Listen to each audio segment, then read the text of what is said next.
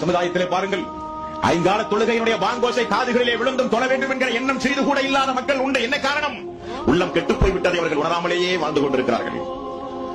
ரமலானுடைய மாதம் வந்தும் நோன்புகளை எல்லாம் புறக்கணிக்கிற படுபயங்கரமான துரோகிகள் இந்த மனித சமுதாயத்திலே உண்டு. என்ன காரணம்?